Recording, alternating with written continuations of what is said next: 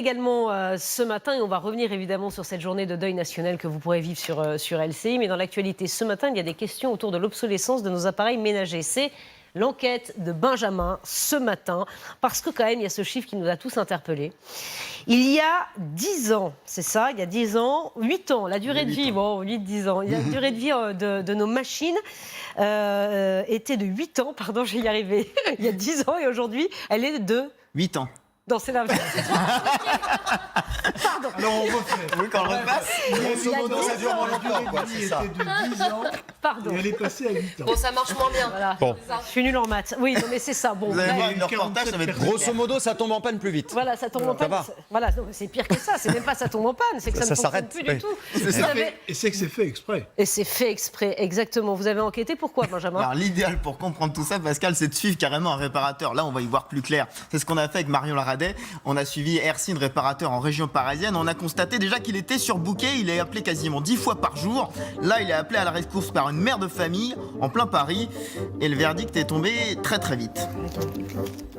C'est que les roulements ils sont morts. Vous avez l'axe du tambour qui est maintenu par des roulements à billes.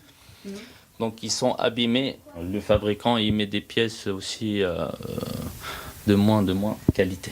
Et là, qu'est-ce qu'on fait? Dans ces cas-là, il faut mieux acheter une nouvelle machine. Et voilà. Ah, le coup dur. On est arrivé pile pour le coup dur, quoi. C'est Alors, pas possible, ça, Benjamin. durée de vie moyenne en c'est pas bon pour 2019, l'écologie. Pascal, c'est 8 ans.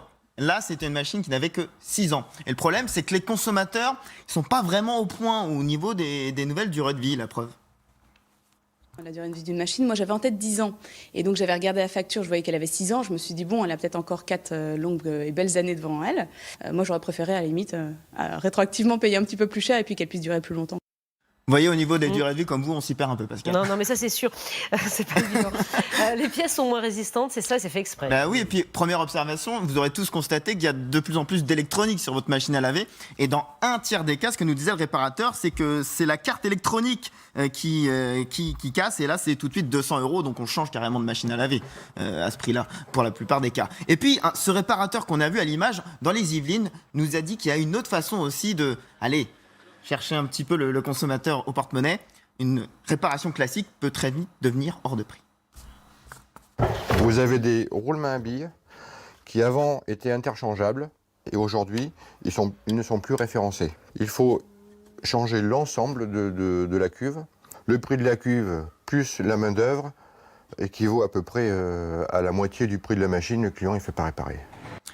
Voilà, alors au petit jeu des constructeurs les plus ou moins vertueux, il y a eu un classement qui est sorti ces derniers jours. On voit que pour certains constructeurs, ça dure carrément 3,8 ans. C'est juste ridicule. C'est une association qui s'appelle HOP, Halte à l'obsolescence programmée, qui a sorti ce classement. Et on en peut s'appuyant trouver sur toutes les marques si on va sur ce site. Voilà, et si vous allez sur le site de D'accord. l'association, Eh ben, on va je vous vérifier renvoie, tout de suite. vous allez avoir toute une enquête qui est répertoriée. Le gouvernement prévoit dans les années à venir de changer l'étiquetage, c'est-à-dire que quand vous allez acheter la machine, ce sera marqué voilà, telle pièce est trouvable, telle pièce de rechange, vous pourrez réparer ou pas. C'est ce qu'on appelle l'indice de réparabilité.